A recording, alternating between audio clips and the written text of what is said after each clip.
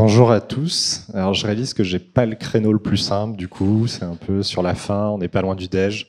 Je vais essayer de faire simple et puis efficace pour que du coup ça soit quelque chose dont vous reteniez. Moi je vais vous parler peut-être pour me présenter juste rapidement. Je présenterai Equimetrix. Moi du coup je suis partenaire chez Equimetrix. Avant ça j'ai bossé pendant 3 ans chez Generali France et une dizaine d'années chez AXA, donc c'est un secteur qui est assez cher pour moi. Et je vais vous parler d'IA sur le lien entre la personnalisation et faire en sorte d'aider les réseaux commerciaux. Avant ça, juste 2 secondes, parce que je ne sais pas si vous connaissez Eki. Donc on a une boîte de tech et de data science qui a été fondée il y a 19 ans maintenant. On a à peu près 500 experts dans le monde, 400 à Paris, avec des architectes, des ingénieurs, des gens qui font de l'IA. Dans les choses importantes que je voulais vous dire, c'est aussi qu'on est une société à mission depuis 2022. C'est aussi important pour nous d'être un acteur social et dans les reconnaissances qu'on a, on a aussi eu récemment le renouvellement de notre label French Tech. Donc c'est aussi quelque chose dont on est assez fier dans l'écosystème tech français. Et on travaille pas mal sur le secteur financier.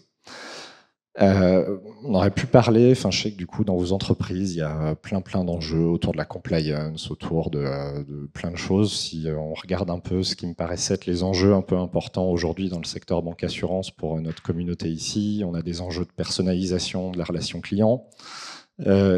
Évidemment pour beaucoup, tout ça passe par des réseaux de distribution qui sont ou pas à votre main, et donc faire en sorte de pouvoir faire travailler ensemble quelque chose qui soit pertinent à la fois pour vos clients mais pour les forces de vente.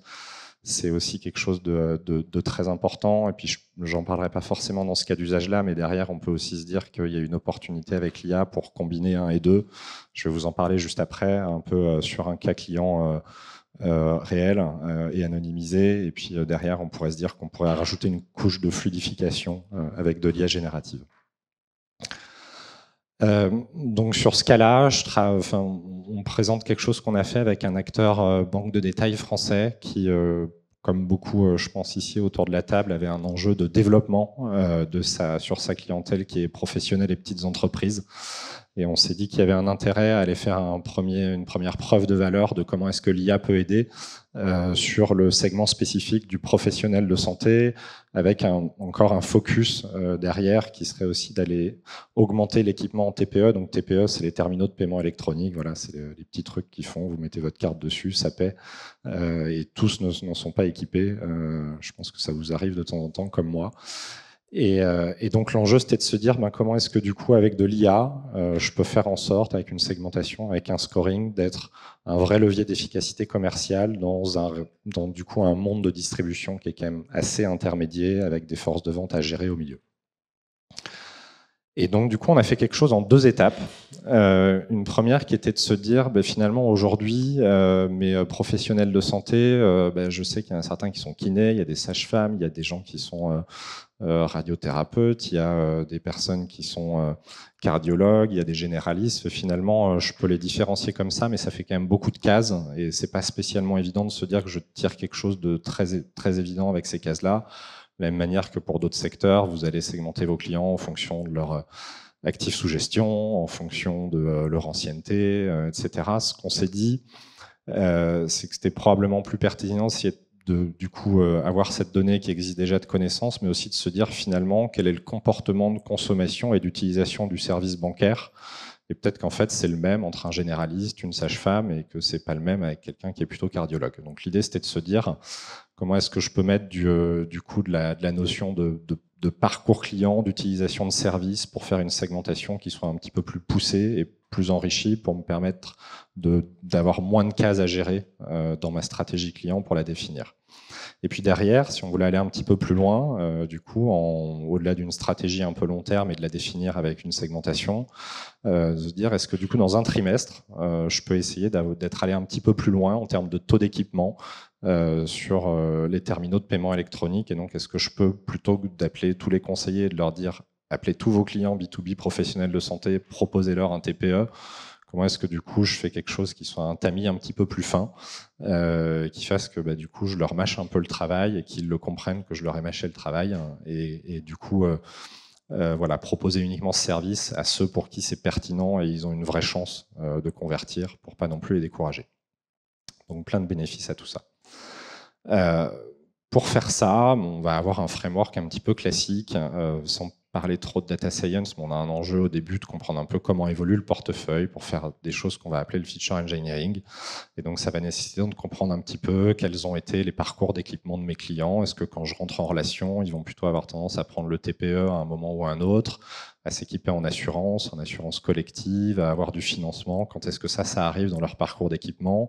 Est-ce que j'ai des produits qui se combinent bien? Est-ce que du coup, je fais de la rétention, du multi-équipement? Est-ce que je les upsell? C'est vraiment le genre de choses qu'on va essayer de comprendre de manière assez simple, avec des graphiques. Parce que tout ça, ça va être des choses qu'on va pouvoir mettre derrière dans un algorithme d'IA qui, du coup, là, finalement, vous voyez, plutôt qu'avoir 50, 60, 110, 80 cases qui vont décrire chaque acteur en fonction de son activité, là, on va être plutôt avec quelque chose qui va faire que je vais regrouper les clients professionnels de santé en fonction aussi de comment ils utilisent le service bancaire. Et donc, ça va me permettre derrière de commencer à avoir de premiers insights sur cela, sur tel produit. Il y a une appétence, il y a quelque chose de pertinent à leur proposer, si c'est de l'assurance, si c'est des terminaux de paiement électronique, si c'est du financement. Et donc, ça me permet de me dire, finalement, je vais avoir une stratégie un petit peu différenciée d'équipement, de montée en gamme, et avec quelque chose qui est beaucoup plus facile à gérer, parce que au lieu de 40, 80 cases, en fait, j'en ai 7 ou 8, et donc ça simplifie grandement l'orientation stratégique que je peux amener. Et puis, en fonction de ça, je peux me dire aussi, j'ai un potentiel de croissance, j'ai une appétence, parce qu'ils sont plus ou moins équipés en fonction du besoin. Et du coup, un plan strat se déroule de manière assez naturelle, et des priorisations en fonction de ce que je peux gagner en termes de PNB sur chacun de ces acteurs. Et puis la dernière partie, à partir de l'IA, je suis capable du coup de me donner un plan stratégique un peu à long terme pour réfléchir mes parcours clients, pour réfléchir ce que je vais pousser en termes de parcours client et d'équipement tout au fil de la vie du client. Et puis sur ce deuxième challenge qu'on avait abordé il y a quelques slides, est-ce que du coup à 3 mois avec de l'IA, je peux aussi faire en sorte de ne pas demander à tous mes conseillers d'appeler tous les professionnels de santé pour leur pousser un terminal de paiement électronique. Je vais aller faire un score d'appétence. Donc, globalement, je vais tous aller les scorer avec de l'IA. Donc, c'est aussi quelque chose qui se veut assez riche en fait en termes de données qu'on va mettre à l'intérieur pour capter un maximum de comportements. Et donc, je vais tous les scorer et puis je vais me dire, j'en ai certains qui vont être très appétents au TPE, d'autres un petit peu moins, d'autres pas du tout. Et donc, je vais juste aller demander à mes conseillers bancaires d'aller appeler ceux qui avaient une appétence à entre 100 et 70%. Et donc là-dessus, on voit que du coup, on a grandement diminué la quantité de personnes à contacter. On va avoir diminué le côté déceptif du conseiller qui va appeler plein de gens et se prendre la porte parce que en fait, non, j'en ai pas besoin, ça me sert à rien. Je focalise uniquement sur les personnes qui en ont besoin. Et donc à 3 mois, on est allé mesurer du coup les taux de conversion. Ça a complètement confirmé le fait que l'algorithme était pertinent, que ça a apporté du business supplémentaire à horizon 3 mois. Et donc voilà comment sur un cas d'usage, on peut essayer d'amener de l'IA pour à la fois réfléchir long terme sur l'équipement client, pour du coup aider aussi les forces de vente à être plus pertinentes dans leur push parce qu'on leur amène le bon client qui a quelque chose de pertinent à leur pousser. Et puis on pourrait envisager, on l'a pas fait là, on peut le faire ailleurs, mais des choses dont on a parlé un peu avant sur des parcours, essayer de mâcher un peu le travail du conseiller avec de l'IA générative qui pourrait se baser sur les 2 briques que je viens de vous décrire. Voilà, j'espère que c'était assez clair et je vous remercie pour votre attention.